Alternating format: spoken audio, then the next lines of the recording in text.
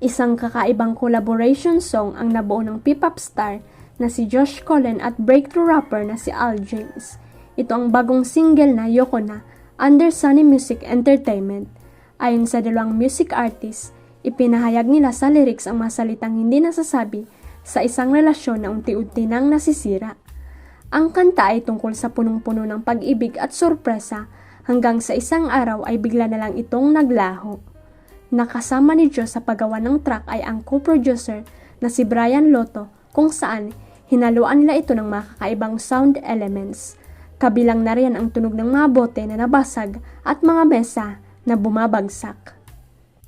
Well, Yoko Na is like the product of a soul-bearing session with my producer, Brian Lotto, sabi ni Joss sa inilabas na pahayag ng Sony Music.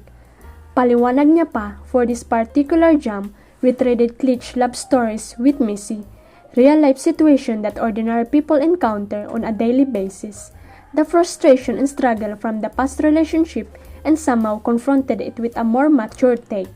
It's a song that raw, honest, and straight from the heart, ani pa ng Pinoy pop singer.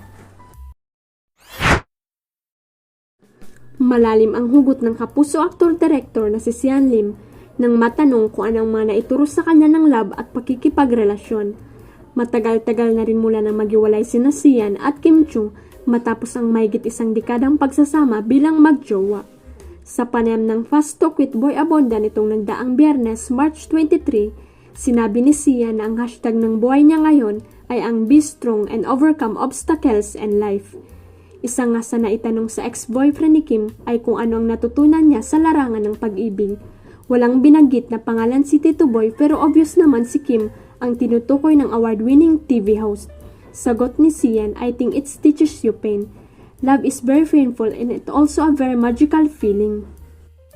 I think that's what love does to you. But at a certain point, love disappears. It's also very painful kasi syempre magkaiba kayo. You are a different person and the other one is a different person. You have to learn to accept each other. Na I think to na magiging choice ang pagmamahal and you choose to stay together and you choose to fight for each other no matter what it is. Paliwanag ni Sian. Isa pa sa mga question ni Tito Boy kay Sian ay kung ano ang pinagdarasal ng aktor ngayon at base sa naging sagot niya mukhang tinutumbok nito ang mga naglalabasang balita sa breakup nila ni Kim. It's so easy to make up different things because we have this freedom of speech. We have the social media thing. There's so many different things circulating online, so I think that's also one that I pray for. Huwag kalimutang i-click ang subscribe button at i-ring ang notification bell para sa latest at legit chika updates.